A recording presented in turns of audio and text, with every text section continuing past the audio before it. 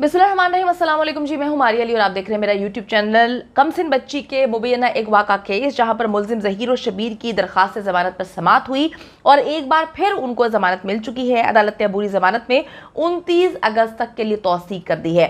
ज़मानत पर जी ज़मानत हो जा रही है। तकरीबन 1 महीना हो गया है कि मुसलसल लोगों को ज़मानत मिल रही है, जो कि समझ से बाहर है। कुछ समझ नहीं आ रही कि जो मरकज़ी मुल्ज़िमान हैं उनको ज़मानत मिल रही है और जो बाकी मुल्ज़िमान इनका इंतज़ार करें, यानी कि इस बोगस निकाह का जो गवाह है और जो निकाह खां हैं जो कहते हैं कि हमने निकाह पढ़वाया ही नहीं, वो जो है अंदर है, उनकी ज़मानत नहीं हो रही। उनको जो है ज़मानत इस वजह से नहीं दी जा रही कि इसकी वजह मुझे मालूम नहीं, लेकिन जी मरकज़ी मुल्ज़िमान जो हैं मेरी समझ से बालातर है कि जो इस केस के मेन कल्प्रिट हैं, जिन्होंने बच्ची को ना सिर्फ अगवा किया, सबूत भी मौजूद है। और शायद मेरी अकल छोटी हो, शायद मैं चीज़ों को ना समझ पा रही हूँ, लेकिन अभी ये हो रहा है कि 1 महीने से ये चूहा बिल्ली का खेल जो है मुसलसल जारी है और एक बार फिर से इनको जो है वो ज़मानत मिल चुकी है और अदालत ने अबूरी ज़मानत में 29 अगस्त तक के लिए तौसीक कर दी है।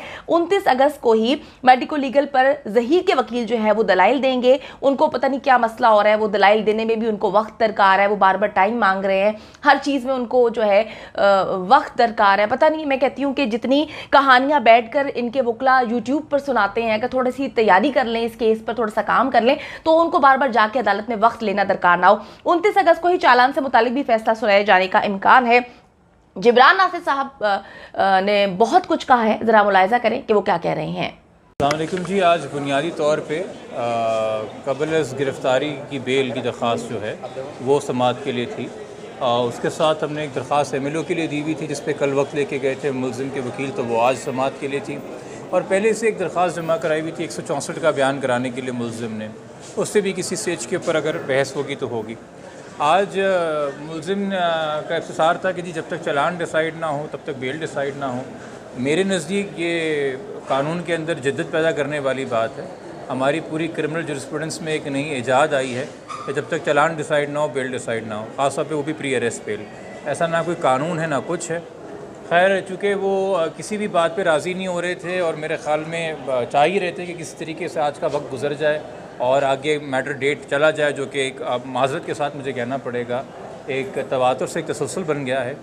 1 महीने से ऊपर हो गया है ये बेल की एप्लीकेशन चल रही है। तो ये टैक्टिक्स हैं जो अनफॉर्चुनेट हैं, जो इस्तेमाल हो रहे हैं मुल्ज़िम की साइड से। MLO के ऊपर हाउएवर डिस्कशन हुई और हमें MLO पे रहना था। मैं उस पर भी अब तफसील में नहीं जाऊँगा कि वो क्या आर्गूमेंट्स हुए। मेरे ख़्याल में बहुत मुख्तसर मैटर था, हमने तो बहुत मुख्तसर बयान कर दिया था। मगर चले, अक्यूज़ को अगर कोर्ट सुन रहा है तो उसका हक़ है कि वो जो कुछ भी पेश करना चाहे, रखना चाहे, रख सकता है। वो अदालत के लिए कंसिडर करना, मैं तो नहीं तबसरा करना चाहूँगा। बट हमारी मेन ग्रीवेंस ये है कि आज बेल एप्लीकेशन चलनी चाहिए थी और वो डिसाइड होनी चाहिए थी।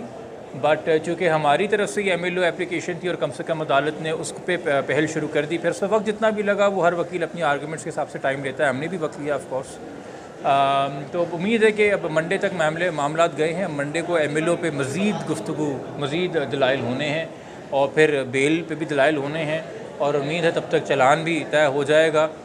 तो जो फ़िलहाल कुछ ग्रीवेंसेस अगर अक्यूज़ के वकील को हैं या उनकी कंटेंशन है तो वो एड्रेस हो जाएगी कि चालान एक बार डिसाइड हो जाएगा। सर, MLO प्रोसिक्यूशन और तफ्तीश सर चाह रहे हैं कि MLO होना चाहिए। जनाब, प्रोसिक्यूशन ने तो हमारे आर्गूमेंट्स अडॉप्ट किए हैं, उन्होंने सपोर्ट किया है और IU का इस वक्त सवाबदीद नहीं है, क्योंकि IU चालान जमा करा चुका है और 375 में जमा करा चुका है। और जिस एप्लीकेशन की वजह से ये सारी बात बनी है, वो एप्लीकेशन IU ने ख़ुद जमा कराई थी। एप्लीकेशन जमा करा के विड्रॉ तो नहीं की गई है, वो तो जुरिसडिक्शंस की वजह से, बाकी मामलात की वजह से मैटर अभी तक लिंगर ऑन हो रहा है। तो अब मंडे को उम्मीद है कि MLO पे जो भी फ़ैसला होना हो जाएगा, बेल पे जो भी फ़ैसला होना हो जाएगा और चालान पे जो भी फ़ैसला होना हो जाएगा। देखिए ना, चालान पे जो फ़ैसला है वो हतमी है, उसको भी अपील किया जा सकता है, मुल्ज़िम की तरफ से भी, हमारी तरफ से भी, सुप्रीम कोर्ट के लेवल तक। ना जो बेल पे फ़ैसला होना है वो हतमी है, उसको भी अपील किया जा सकता है all the way to supreme court. और जो MLO पे फ़ैसला होना है वो भी हतमी नहीं है। तो ये मैटर्स हैं, ये नॉर्मल रूटीन के अंदर चलते हैं, ये चल रहे हैं फ़िलहाल और देखते हैं इसमें मज़ीद कितना वक्त लगता है। अच्छा सर, क्या कहेंगे जो इस वक्त जो दूसरी दरख्वास्त आई है दूसरी पार्टियों में मिलने के हवाले से, उस पर जिद है कि मिलने दिया जाए, उस पर क्या कहेंगे? नहीं, एक ही दरख्वास्त है उनकी तरफ से जो कि पेंडिंग पड़ी हुई है और वो उस पर अदालत जब समाअत रखेगी हम उनको असिस्ट कर देंगे। देखिए ये मेरे लिए मुनासिब नहीं है कि मैं इस पे इख्तलाफ करूँ कि फ़लानी दरख्वास्त क्यों फ़ाइल की है या फ़लानी और देखते हैं इसमें मज़ीद कितना वक्त लगता है। अच्छा सर, क्या कहेंगे जो इस वक्त जो दूसरी दरख्वास्त आई है दूसरी पार्टियों में मिलने के हवाले से, उस पर जिद है कि मिलने दिया जाए, उस पर क्या कहेंगे? नहीं, एक ही दरख्वास्त है उनकी तरफ से जो कि पेंडिंग पड़ी हुई है और वो उस पर अदालत जब समात रखेगी हम उनको असिस्ट कर देंगे। देखिए ये मेरे लिए मुनासिब नहीं है कि मैं इस पे इख्तलाफ करूँ कि फ़लानी दरख्वास्त क्यों फ़ाइल की है या फ़लानी चीज़ क्यों मुल्ज़िम का वकील चाह रहा है। मैं ज़्यादा से ज़्यादा ये बात कर सकता हूँ कि अदालत को हमारे नज़दीक कौन सी दरख्वास्त को प्रायोरिटाइज़ करना चाहिए जो कि हमारा कंटेंशन है, मगर स्वाबदीद अदालत की कि वो क्या तय करें। इसी तरीके से मुल्ज़िम का अपना राइट है कि वो अपनी कंटेंशन दे। मैं फ़ेलो प्रोफेशनल कॉलीग या लॉयर के ऊपर तो इस तरह की कोई कमेंट नहीं करूँगा और यकीनी तौर पे लॉयर्स जो हैं वो क्लाइंट्स की इंस्ट्रक्शंस फॉलो करते हैं। अगर किसी को क्लाइंट ने इंस्ट्रक्शन दी कि वो मुलाकात करना चाह रहे हैं तो उनके वकील ने दरख्वास्त फ़ाइल की होगी, अदालत बेहतर समझती है तो उसके ऊपर समात रखेगी और जो फैसला होगा वो अदालत इस करेगी। दरख्वास्त पे वैसे आपकी राय क्या है कि मुलाकात होनी चाहिए या नहीं होनी चाहिए मुल्ज़िम की? मेरे ख़्याल में तो जी ट्रैवेसी ऑफ जस्टिस होगा, केस को बर्बाद करने वाली बात है, फिर हमें ट्रायल की ज़रूरत ही नहीं है।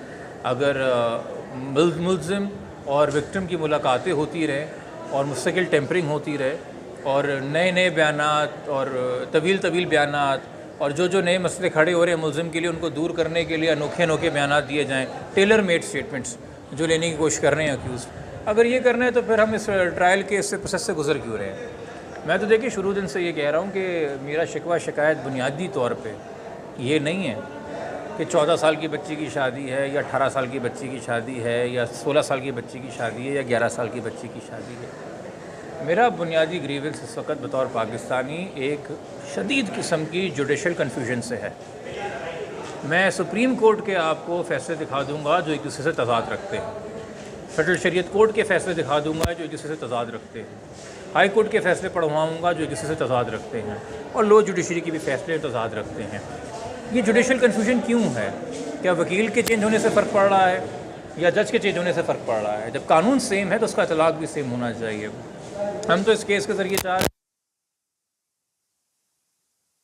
हैं वालिदैन को पता तो हो किस उम्र के अंदर उनका बच्चा वनरेबल है, किस उम्र में उनको इंसाफ मिलेगा और किस उम्र के अंदर वो इंसाफ की कोई उम्मीद ना रखें। ये ना हो कि अरे फ़लाने केस में ये हुआ था तो उस झूठी उम्मीद के अंदर कोई अपना केस परसू करे और उस केस में ना हो। क्यों? क्योंकि या तो वकील मुख्तलिफ हैं या जजेस मुख्तलिफ हैं, शहर मुख्तलिफ है या कदरें मुख्तलिफ हैं। कानून एक पार्लियामेंट ने बनाया, उसका इतलाक़ भी एक सा होना चाहिए, जुडिशरी भी पाकिस्तान में यूनिफॉर्म तरीके से काम करनी चाहिए और इंटरप्रिटेशन में जुडिशल जो है वो कंसिस्टेंट होनी चाहिए। हम ये नहीं कर सकते कि फ़लाँ केस जो मीडिया पे बहुत हाइप ले गया उसमें कुछ और फैसले हैं और फ़लाँ केस जो हाइप नहीं ले गया उसमें कुछ और फैसले और बाकी सारी चीज़ें। और ये हमें बतौर माशरा, देखिए मैं भी बतौर वकील एक सर्वेंट हूँ क्रिमिनल जस्टिस सिस्टम का, तो हमारे लिए भी तकलीफ दे बात है, क्योंकि हमें भी जुडिशल कन्फ्यूजन की वजह से प्रैक्टिस में कन्फ्यूजन होती है कि हम अपने क्लाइंट को क्या एडवाइस करेंगे। तो ये इस केस से हट के नहीं, मैं जनरली बात कर रहा हूँ। चूँकि आप ही के इल्म में है कि पिछले इस जून जुलाई के अंदर ख़ास तौर पे बहुत सारे केस नुमाया हुए हैं। कुछ केसेस में तो बच्चियों को जिन पे क्लेम था कि 11 साल की सेट एट लिबर्टी कर दिया गया, उनका मेडिकल करवाए बगैर। वो केस आपके सामने, उम्मे हानी की बच्ची का केस हुआ था, हमारे सामने आया था।